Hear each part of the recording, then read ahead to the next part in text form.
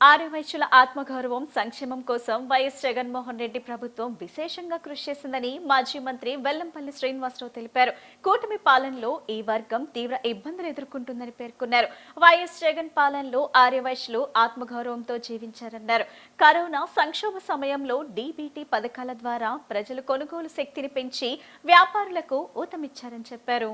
తాడేపల్లిలోని వైసీపీ కేంద్ర కార్యాలయంలో ఆర్యవైశ్యుల ఆత్మీయ సమావేశం నిర్వహించారు. ఈ సమావేశానికి ముఖ్య అతిథులుగా party state coordinator Sajjala Ramakrishna Reddy, మాజీ మంత్రి వెల్లంపల్లి శ్రీనివాసరావు, పార్టీ రాష్ట్ర ప్రధాన కార్యదర్శి ఎమ్మెల్సీ లేళ్ల అప్పిరెడ్డి, పలువురు ఆర్యవైశ్య ప్రముఖులు పాల్గొన్నారు.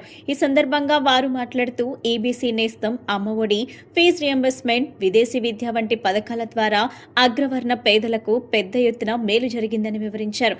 ఈబీసీ నేస్తం, అమ్మఒడి, ఫీజు రియంబర్స్మెంట్, విదేశీ విద్య వంటి పథకాలతో ఆర్యవైశ్య కుటుంబాలకు మేలు జరిగిందన్నారు. కూటమి ప్రభుత్వం అధికారంలోకి వచ్చిన తరువాత ఈ పథకాలు నిలిచిపోయాయన్నారు. మహిళలకు హామీ ఇచ్చిన ఆడబిడ్డ నిధి అమలు కాకపోవడంతో పాటు తల్లికి వందనం వంటి పథకాలు నిర్వీర్యమయ్యాయి. దీంతో ఆర్యవైశ్యుల వ్యాపారాలు దెబ్బతిని భయాందోళనల మధ్య జీవించాల్సిన పరిస్థితి ఏర్పడిందన్నారు. ఆర్యవైశ్యుల ఆత్మగౌరవ పరిరక్షణకు వైఎస్ జగన్ విశేష కృషి చేశారు. చింతామణి నాటకాన్ని నిషేధించి ఆ వర్గం మనోభావాలను గౌరవించిన ఘనత ఆయనకే దక్కుతుందన్నారు. చింతామణి నాటకాన్ని నిషేధిస్తూ జారీ చేసిన జీవోను వ్యతిరేకిస్తూ రఘురామకృష్ణంరాజు మాట్లాడితే ఆయన్ను డిప్యూటీ స్పీకర్ చేసి ఆర్యవైశ్యుల ద్రోహిగా చంద్రబాబు మిగిలారన్నారు. దానికంటే ముఖ్యంగా వైఎస్ఆర్ కుటుంబ సభ్యులుగా ఈరోజు ఇక్కడ అందరూ వచ్చారు. వైఎస్ఆర్ కాంగ్రెస్ పార్టీ నాయకులుగా, వైఎస్ఆర్ కాంగ్రెస్ పార్టీ క్రియాశీల కార్యకర్తలుగా, జగన్మోహన్ రెడ్డి గారి అడుగులు అడుగు వేస్తూ నడిచే ఆయన సహచరులుగా ఈరోజు అందరూ ఉన్నారు. సో మనకు ధీమా, మన పార్టీ, మనకు అండ, భరోసా, మన జెండా అని జగన్మోహన్ రెడ్డి గారు. ఇది తాత్కాలికం, పాసింగ్ క్లౌడ్ అంటారు ఇంగ్లీష్లో. పోతుంటుంది, వస్తుంటూ పోతుంటాయి. రోజులు వస్తాయి, మంచి రోజులు. మంచి రోజులు ఎలాంటి మంచి రోజులు అంటే ప్రజలందరికీ గతంలో 1924 మధ్య ఇచ్చిన రామరాజ్యం లాంటి ఆ మంచి రోజులు వస్తాయి. అన్ని వర్గాల ప్రజలకు మంచి జరిగే రోజులు వస్తాయి.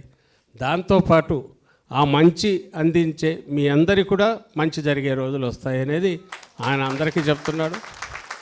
ఇప్పుడు మళ్ళీ రిపీటెడ్గా చెప్తున్నాం. పోతే ఈరోజు అజెండా ఏంటి మీ అందరికీ తెలుసు.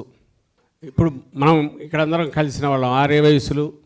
సమాజంలో అత్యంత శాంతియుత వాతావరణము, ప్రశాంతత, ఘర్షణలు లేని వాతావరణం కోరుకునే అత్యంత సున్నితమైన కులం ఏదన్నా ఉందంటే ఆర్యవైశ్యుల కులం అవుతుంది. ఎందుకంటే అందరూ బాగుండాలి, పచ్చగా ఉండాలి, సుభిక్షంగా ఉండాలి.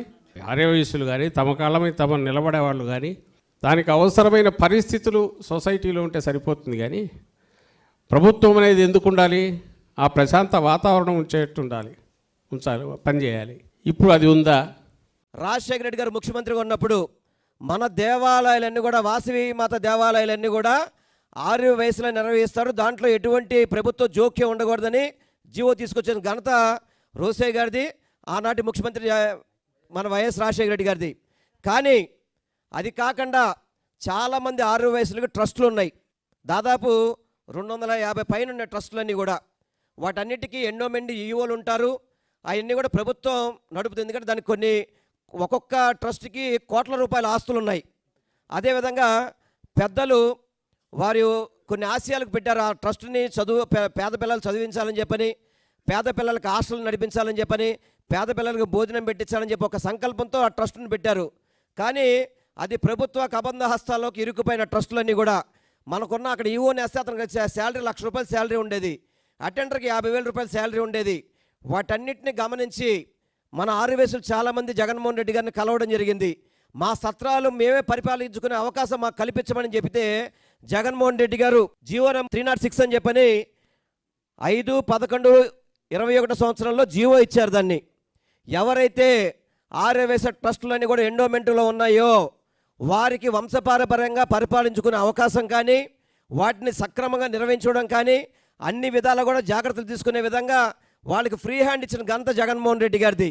అలా అని ఆస్తులు అమ్మడానికి కానీ, ఆస్తులు మళ్ళీ దుర్వినియోగం చేయడానికి అవకాశం లేకుండా చక్కటి జీవో ఇచ్చి ఎండోమెంట్ పరిధి నుంచి వాటన్నిటి కూడా తెప్పించి సుమారు చాలా పెద్ద మన రోసయ్య గారు అల్లుడి గారిది కాకినాడలో ఒక ట్రస్ట్ ఉంది, దాన్ని కూడా రిలీజ్ చేయడం జరిగింది. రాజమండ్రిలో కానీ చిలకలూరుపేటలో కానీ రిలీజ్ చేసిన అంత జగన్మోహన్ రెడ్డి గారిది గుర్తుపెట్టుకోండి.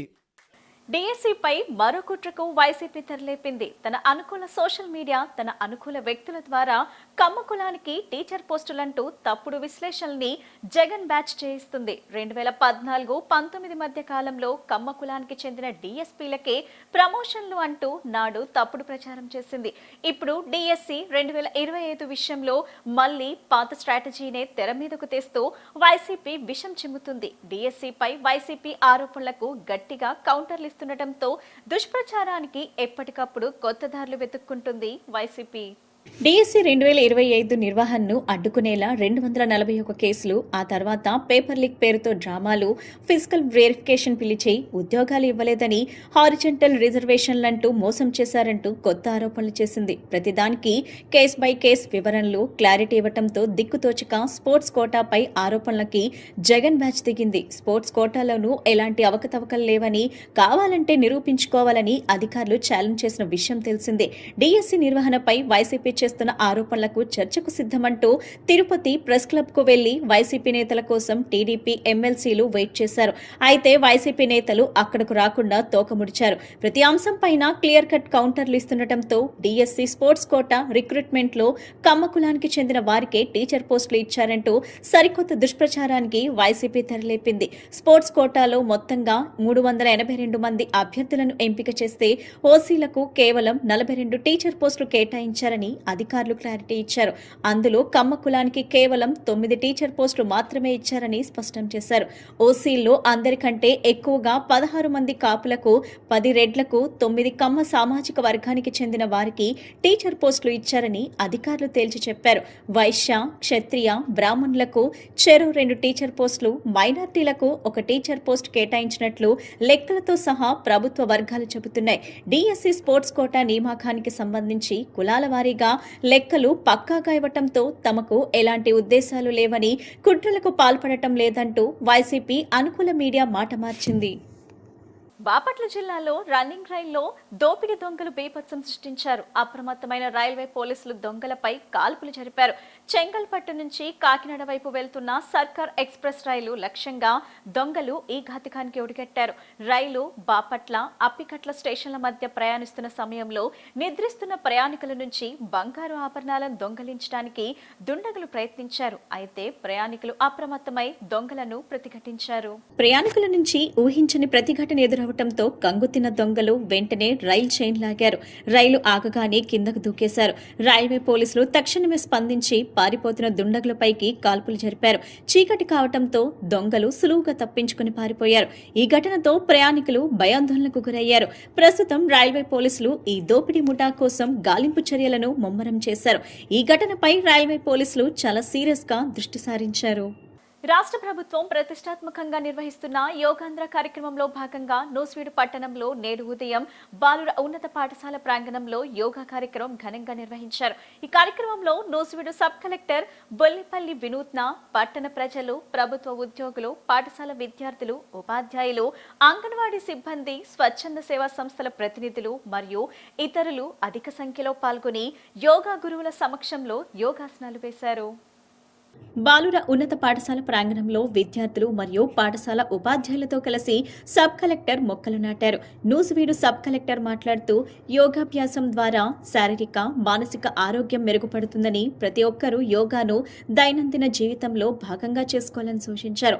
అంతర్జాతీయ యోగా దినోత్సవం సందర్భంగా సబ్ డివిజన్లో యోగాంధ్ర కార్యక్రమాలు ట్రైనర్స్ ద్వారా నిర్వహిస్తున్నామని, ఈ అవకాశాన్ని సద్వినియోగం చేసుకుని ప్రజలందరూ యోగా కార్యక్రమంలో పాల్గొని యోగాంధ్ర కార్యక్రమాన్ని విజయవంతం చేయాలని సబ్ కలెక్టర్ బొల్లిపల్లి వినూత్న కోరారు. So we are celebrating our 12th International Yoga Day. So దాన్ని రిమార్క్ చేసుకొని today we are doing our first yoga Udayam in Nuziveedu.